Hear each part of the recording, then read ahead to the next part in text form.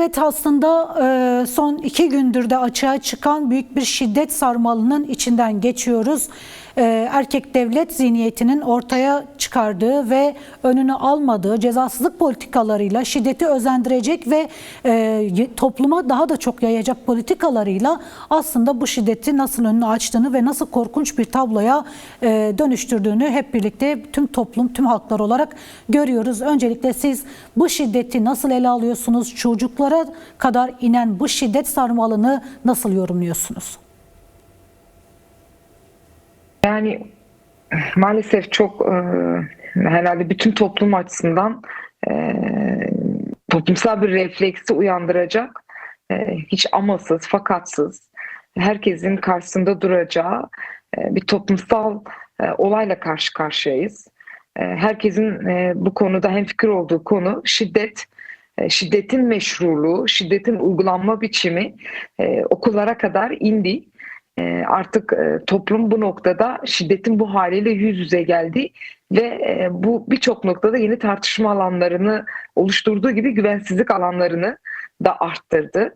Bu nedenle mevcut olan toplumsal reflekslerin her şeyden önce bunun sebeplerini sorgulama ve bunun karşısında nasıl bir çözüm sunmaya dair sorgulamalara girmesi gerekir. Çünkü bu şiddet münferit bir olay değil.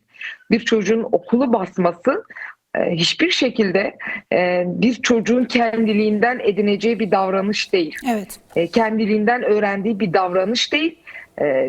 Hiçbir şekilde, yani sadece bir okulda yaşanması bile bir toplumun içinde bulunduğu aşamayı ortaya koyan bir gösterge. Demek ki bu toplum bu aşamadadır diye işaret edeceğimiz bir olay bu. O nedenle bu durum, ortaya çıkan bu olay ve taklitle birbirini teşvik ederek kendini tekrarlayan ve tekrar etme olasılığı olan bu okulda şiddet, çocuk eliyle okulda kendi akranlarına dair kendi içinde bulunduğu, zamanın birçoğunu içinde geçirdiği bu kamusal alan denilen yapıda bir çocuğun ardından diğer bir çocuğun bu şekilde bir katliama girişmesi çocuklukla da izah edilecek bir durum değil.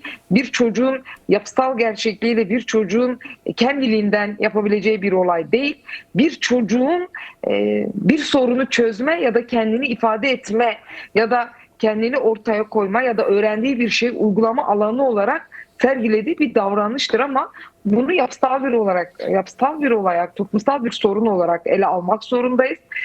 Bunu özellikle şuradan ele almak istiyorum. Yani iki yerde yaşanan bu olayda ortaya çıkan şiddetin kendisi oluyor. Bu toplumsal şiddet düne kadar bu ülkede savaşla izah ediliyordu. Maalesef savaşın ortaya çıkarttığı ya da bu savaşın üstünü örttüğü bazı olay ve toplumsal sorunlar var. Şimdiye kadar sistem, devlet, ailenin kendisi bizzat, erkek aklın kendisi bütün yaşanmışlıklarını savaşla izah eden bir pozisyondaydı. Bu ülkede her şey savaşla izah edilip bağlantısı buradan kuruluyordu. Ya terör bağlantısı, ya Kürtlük bağlantısı ya da benzer şekilde farklı siyasal mecralarda bağlantılar kuruluyordu. Bu örtü kalkınca toplumsal krizlerin nedenleri farklı şekilde sorgulanmaya başladı ve yeni toplumsal krizlerle yüz yüze gelmeye başladık. Çünkü bu toplum öyle bir raddeye geldi ki, öyle ağır bir savaş ortamında yaşadı ki, öyle büyük bir savaş ikliminden geçti ki maalesef devlet kontrolsüz bir şekilde bu toplumu kendi sisteminde gerçekten kontrol etmek, kendi dışına çıkartmamak için uyguladığı bütün şiddet yöntemlerini bugün topluma karşı uygular hale geldi. Yani bu şunu gösteriyor, yani toplum baskıyla, toplum terörize edilerek, toplum deli gömleği giydirilerek yönetilmek istendi.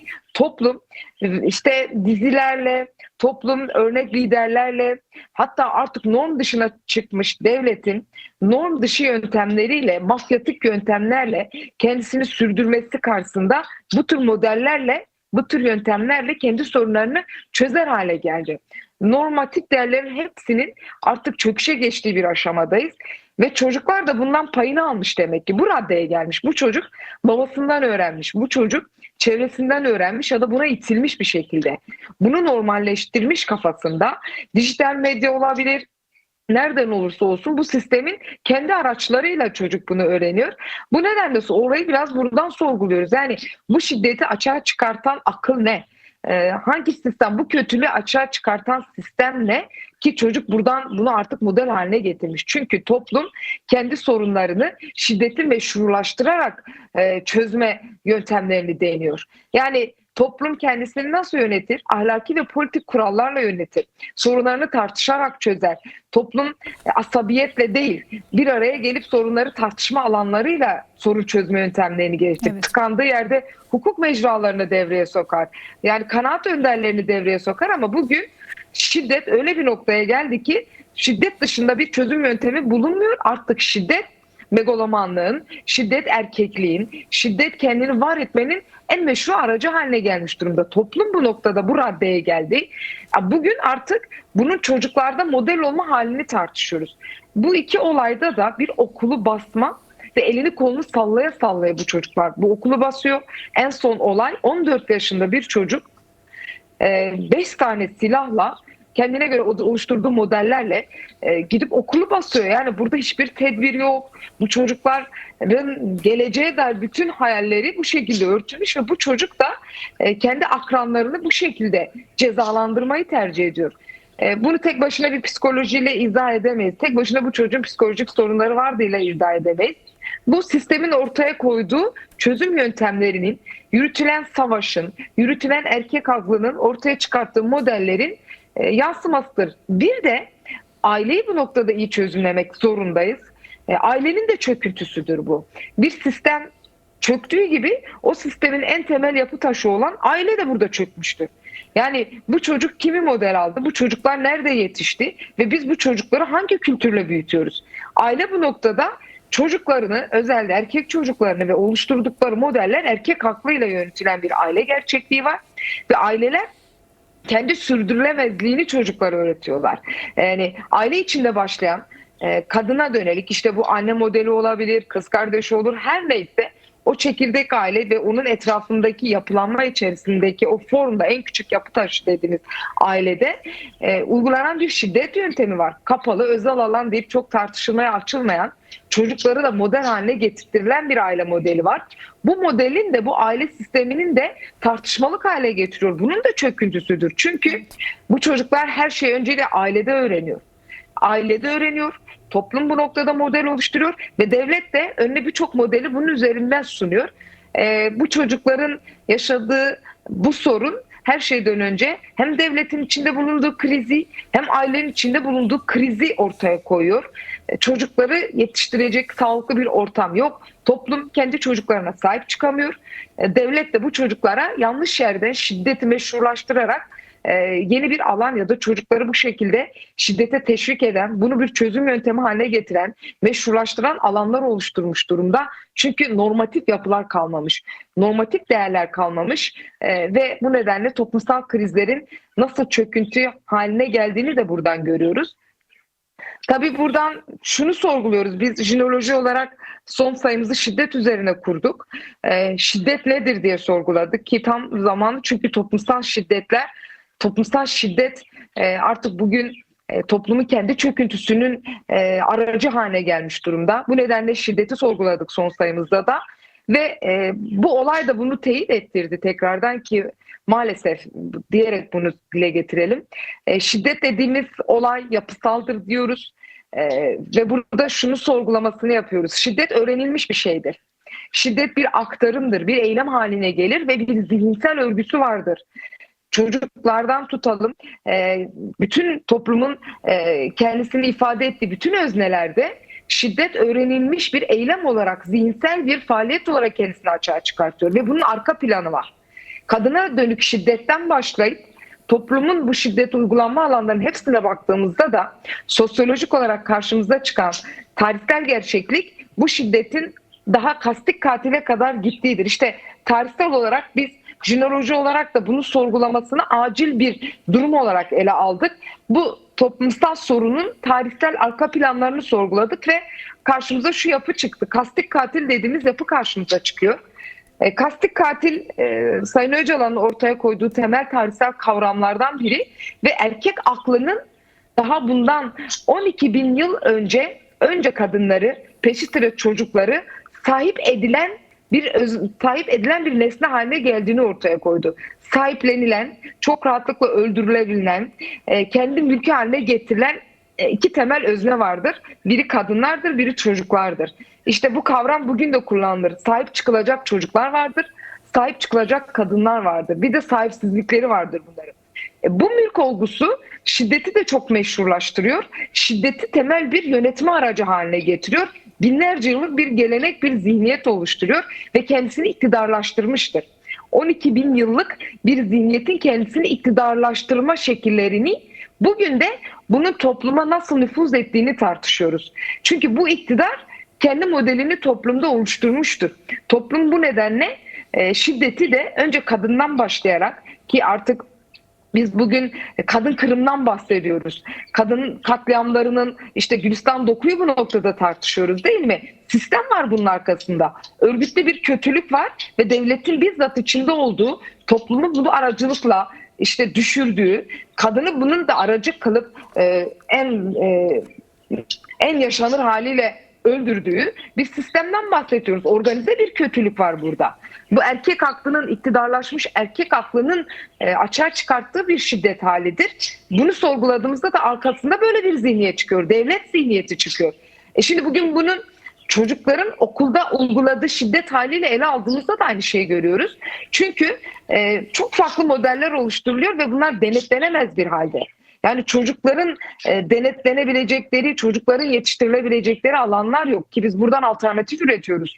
Artık çocukların komünel değerlerle büyütülmesi, çocukların o sahip ve sahip çıkılma yerine çocukların doğru büyütülmesi, çocukların sağlıklı bir şekilde doğru zihniyetlerle büyütülmesi gerektiğinden, kolektif bir şekilde büyütülmesi gerektiğinden bahsediyoruz. Mülkleştirilmemesi gerektiğinden bahsediyoruz. Özellikle de erkek aklının kendisini en bariz uyguladığı bu alanlar, yani büyüttüğü çocuklar çok masum, toplumun en masum kesiminden bir katil üretiyor. Biz bunu o gün Samas'ta da gördük. O zaman bu çok trajik bir şekilde dile getirilmişti. Bir katilden bir çocuktan bir katil üreten bir sistem var dedik.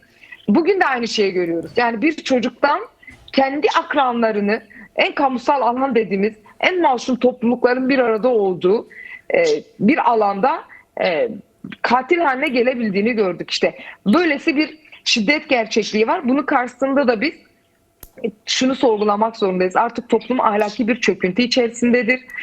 Bu sistem, bu devlet bu yaklaşımıyla bunu çözemez. Şiddetin her haline artık maruz kalıyoruz. Güvencesiz, geleceği artık düşünemeyen, intihar psikolojisiyle sürekli yaşayan, öl ve öldür ikileminin yaşamımızın her alanına sirayet ettiği bir hayattan yaşa ve yaşat felsefesine dönüştürmek zorundayız bu hayatı. Bu hayatı kazanmak zorundayız. Bu nedenle acilen bizim barış ve demokratik toplum sürecinin geçişiyle toplumsal sorunlarımızı çözecek kendi mekanizmalarımızı oluşturmak zorundayız. Burada herkese rol düşüyor. Bu gerçekten tek başına bir anne babanın yapabileceği bir çözüm de değil. Kapatamaz, yani bir çocuğu evin içine kapatıp bu sistemin dışında tutamaz anne babalar. Kendileri de bu zihniyetin bir ürünü haline geliyorlar. O nedenle bu toplumsal bir sorundur. Bunu ancak kendi barış ve demokratik toplum inşa gücümüzle kazanabiliriz. Çözüm noktasını konuşmadan önce, yani bunun karşısında olması gereken, yapılması gerekenler nedir kısmına geçmeden önce şunu da sormak istiyorum. Önder Apo'nun tam da bu konuda tüm bu değerlendirmelerimizin ışığında ortaya koyduğu bir tanımlama var. Kastik katil toplum tanımlaması. Bu kastik katil nedir? Nasıl bir şeydir? Kastik katili toplum nasıl yorumlamalı? Bu tüm yaşananlar kastik katilin bir parçası mıdır? Buna karşı demokratik toplum nasıl bir çözüm ortaya koyuyor? Önder Apo'nun tam da sizin bahsettiğiniz gibi barış ve demokratik toplum inşası, yeniden bir sosyal yaşam inşası, toplumsal inşa nasıl bir karşılık önüne koyuyor?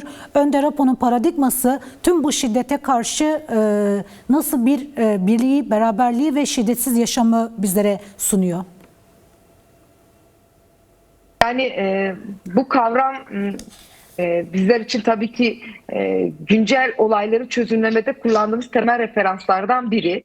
Yani güncelde yaşanan olaylar tarihsel gerçeklikleri, sosyolojik karşılıkları ve aynı şekilde kastik katil dediğimiz bir zihniyetin, bu binlerce yıllık iktidar zihniyetinin, eril aklın tahakküm halinin yaşanma şekilleriyle sorgulanmak zorunda.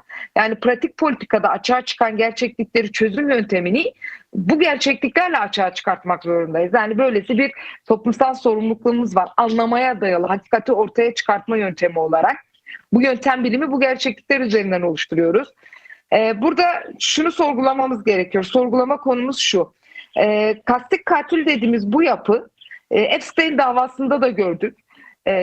Çocukları, yani merkezi bir sistem, yani o emperyalist dediğimiz hegemonik yapının en zirvedeki elit sistemin dünyayı yönetirken, işte köy haline getirdi bu küresel dünyayı yönetirken, bir adada dünyanın her yerinden kaçırdığı çocuklar ve kadınlar üzerinden bunları nasıl tecavüz ettiği, bunları nasıl katlettiği, bunların bedenleri üzerinden nasıl politikalar yürüttüğü ve bu politikalarla siyaseti nasıl kontrol altına aldığını gördük. Bu hegemonik zihniyetin aşağı çıkmış halidir. Demek ki sistem bunu kendi siyasetini yürütmede de bir malzeme haline getirmiş durumda. Aynı zamanda sistem kendi sürdürülebilirliğini de kadınlar ve çocuklar üzerinden uyguladığı eğitim sistemiyle, şiddet sistemiyle, yeri geldiğinde katliam yöntemleriyle de hayata geçiriyor. Böyle bir sürdürülebilirliği var. Bu politikalarla kendi sürdürülebilirliğini sağlıyor. Şimdi kastik katil dediğimiz bu yapı, bunun ortaya çıktığı tarihsel denklemi hani bize tarihsel olarak buradan bir izlek oluşturuyor. Şunu söylüyor bize. Bundan yaklaşık işte 12 bin yıl önce Göbekli Tepe'de, işte bugün hala o taş tepeler denilen yapıda evet, kendini inşa eden bir uygarlık var. Buna Halklar Önderliği Öcalan şöyle tanım koydu. Göbekli Tepe uygarlığı dedi ve bu Göbekli Tepe'deki uygarlık, klan dediğimiz 30 bin yıllık anacıl toplum değerlerini şiddeti devreye sokarak obsidyen taşlarını eline aldığı en temel silah, dönemin en güçlü silahı olan obsidyen taşlarını eline alarak avcılık yeteneklerini bir şiddete, toplumu ele geçirme yöntemi haline getirerek kadınlara ve çocuklara saldırmıştır ve bunları ya yok etmiştir, günün sonunda kurduğu uygarlıkla da köle haline getirmiştir. Kullandığı yöntemlerin hepsi şiddet ve bununla birlikte ideolojik argümanlarla bağlantılı olarak dindir. Yani nedir? İnanç sistemini de burada devreye sokarak kendisini kutsallaştırmıştır ve bir ruhban sınıfı oluşturmuştur. Bugün bu Göbekli Tepe'deki uygarlık bu noktada mercek altına alınıyor. Bu uygarlık tarım toplumu değil. Bu uygarlık Neolitik devrimi, yerleşik yaşamı tarımla değil avcılıkla açığa çıkartmış ve buradaki sosyal tabaka tamamen köle ve egemen ilişkisi üzerine kurulmuş ve hakim olan egemen ruhban güçte eril, hepsi de eril. Eril tahakkümü temsil eden bir elit tabaka var. Bunun altında da köleler ve başta da kadınlar ve çocuklar olmak üzere köleler var. Evet. Bu esir topluluklarla kurulmuş bir sistem var ve bu sistemi kurana biz kastik katil diyoruz. Dokunulmazlığı olan, hiçbir normatif yapısı değeri olmayan, kendinde her şeyi yapma hakkını bulan ve şiddetle bağlantılı olarak da iktidarın bütün manevi gücünü de inşa edebilen ve maddi uygarlığı bunun üzerinden kurabilen bir sistemden bahsediyoruz biz. Bu sistem kendisini bugün derin devlet yapısıyla açığa çıkartmıştır ama toplumdaki ilk yarılma böyle olmuştur. Yani kastik katil dediğimiz yapı, devletin, kastik katil dediğimiz yapı sınıfların en derin ve en karanlık halidir. Her şeyi yapma hakkını buldu. Biz bugün kendi coğrafyamızda derin devletin bu topluma karşı Kürt olduğu için bu topluma karşı uyguladığı her türlü yöntemde de gördük. Biz bu kastik katili işte Epstein davasında gördük. Biz bu kastik katili uygulanan kadın katliamlarında görüyoruz. Çünkü erkek aklı da ve zihniyeti bu kastik katil zihniyetiyle kendisini inşa etmiştir. Böylesi bir zihinsel altyapısı vardır. Bu zihinsel altyapı toplumsal ilişkilere kendisini yansıttığında ortaya çıkan dokuda da biz sürekli şunu görüyoruz. Erkek egemenlikli sistem, kadının da sürekli kapatılmasıdır. Kastik katil dediğimiz yapı işte bu tarihsel yapıda kendisini sürekli toplumu kapatma, toplumu kapatarak yönetme, onun üzerinden iktidar olma, onun üzerinden de kendi varlığını inşa etme üzerine kurmuştur. Peki ilk kapatılma nerede gerçekleştiriyor? İşte bu Göbekli Tepe dediğimiz uygarlık. Bugün biz bunu gerçekten yeniden tarihsel bir mercek altına aldık. Burada neler oldu? Günümüze yansımaları nedir? İlk toplumsal kırılma, ilk cinsel kırılma nasıl yaşanmıştır diye tarihi daha da geriye çekerek bundan 12 bin yıl öncesine geçerek sorgulamaya başladık. Dünkü sorgulamalarımız bundan 5 bin yıllık bir sistemken bugün 12 bin yıla çekildiğini ve 12 bin yıllık bir erkek egemenlikli sistemin, bunun güncel tanımıyla kastik katil sistemin sorgulamasını yapıyoruz ve bu halen devam eden bir sistem. Daha da yapılandırılarak, daha da güçlendirilerek, daha da çoklu denklemleri oluşturularak kendisini sürdüren bir sistem gerçekliği var. Şimdi bu kastik katil dediğimiz yapı toplumu kendisine o kadar benzetmiştir ki, İşte iktidarın toplumsallaşması diyoruz biz buna. İktidarın artık kendisini sürdürmek için kendi toplumunu da yaratma halidir diyoruz buna. Ciddi bir çöküntü yaratmıştır bu yarılma. İşte bir tarafta kastik katil dediğimiz egemenlikli yapı, bir taraftan da buna karşı direnen komün geleneği var. Binlerce yıllık bir gelenektir bu ve halen bu çatışma kendisini sürgüt bir şekilde bugüne kadar getirmiştir. Bugün işte bu kastik katil dediğimiz yapının her türlü iktidar mekanizmalarıyla toplumu yönetmeye çalıştığını, aslında sürdürülemezliğinin de alametini ortaya koyduğunu görüyoruz. Çünkü toplum bu kastik katil dediğimiz iktidarcı dokunun altında kendisini de sürdüremez hale gelmiştir. Çünkü ahlaki çöküntü ciddi bir boyuttadır. Ahlaki çöküntüyü nerede görüyoruz biz? Toplum kendisini var eden temel değerlerinden uzaklaştırılmıştır. Onu var eden temel değerler nedir? Hakkında düşünme, kendisi hakkında düşünme. Kendi hakkında düşünen, kendi kendisini yönetebilen, kendisi olan bir toplumdan ziyade kendi bireyciliğine hapsolmuş, bütün toplumsal değerlerinden uzaklaşmış, kültürel değerlerinden uzaklaştırmış, bütün toplumsal bağıntıları kesilmiş, yaşam değeri, yaşam umudu kalmamış, sürekli intihar psikolojisiyle yaşayan, gelecek tahayyülü kalmayan, kadınla dönük şiddeti normalize eden, bir çocuğun bu şekilde okula girip baskın yapmasını karşısında şok geçiren ama çözüm üretemeyen, çözüm mekanizmaları elinde olmayan bir toplumsal gerçeklik varsa bu da bu kastik katil dediğimiz iktidar zihniyetinin ürünüdür. Ve çok önemli bir şey var bu kastik katilde. Şok doktriniyle toplumu yönetiyor. Evet. Çünkü öngörülemez. Çünkü her şeyi yapma gücüne kendisinde o gücü bulan ve bunu yapma iktidarını elinde tutan bir yapıdır bu. Bu şok doktrini biz bugün işte okullarda yaşanan şiddet boyutunda görüyoruz. Şok geçiriyoruz. Yani bir toplum nasıl bu hale gelebilir? Çünkü toplumun kendisini yürütme değerleri, toplumun var olma değerleri onun alıştığı değerlerdir. Alışılmışın dışında bir gerçeklikle karşı karşıya kalıyor toplum. İşte alışılmışın dışında bir yönetim gerçekliğiyle karşı karşıya geliyor. Alışılmışın dışında bir ölme haliyle karşı karşıya geliyor bu toplum. Bütün bu şok halleri bu toplumun da yönetilme biçimidir. Evet. Toplum bu şok haliyle yönetiliyor ve bugün öyle bir noktaya gelmiştir ki devletin kendisi bile bunu kontrol altına alamıyor. Devlet bile bunu kontrol altına alacak mekanizmaları bulamıyor. Çünkü devlet dediğimiz yapı da aslında bu kastik katil dediğimiz o norm dışı yapıların, o derin yapıların daha kontrol altına alınıp hukuksal ya da devlet haklı dediğimiz mekanizmalarla bu normatif değerlerle yönetilme halidir. Daha kendisini toplumu yönetebilecek bir sisteme kavuşturma halidir. Evet. Ama görüyoruz ki devlet de kendisi olmaktan çıkmıştır. Devlet kendisini bu noktada toplumun üstüne çöken, toplumun bütün değerlerini sömüren, sürdürülebilirliğini de bunun üzerinden yürüten bir mekanizmaya dönüştürmüştür. Evet. Bu çürüme tabii ki doğal olarak topluma da inmiştir, topluma nüfuz etmiştir. Bu nedenle bizim buradan sorguladığımız en temel nokta toplumun da kendisini yönetecek temel süreçler savaş ve barış ikileminden barış toplumuna gitmesidir. Çünkü bu 12 bin yıllık sistem savaş ve barış ikilemi üzerinden oluşan bir toplumsal tarih oluşturdu. Bu toplumsal tarih bugüne kadar hep savaş denklemi üzerinden geldi. Hele de kapitalist moderniteyle birlikte süreklileşen bir savaş iklimi var ve büyük toplumsal katliamlara, facialara sebep olmuş durumda bu. Soykırımlara sebep olmuş durumda.